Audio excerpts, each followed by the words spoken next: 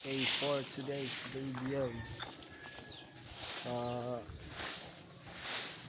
nagbi-video lang ako dahil ngayon ko lang nakita naglinis si mama sa bakuran namin kasi hindi siya nag-work dahil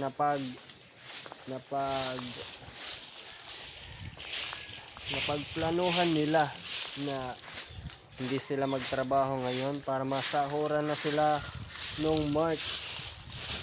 March ba yun? O April?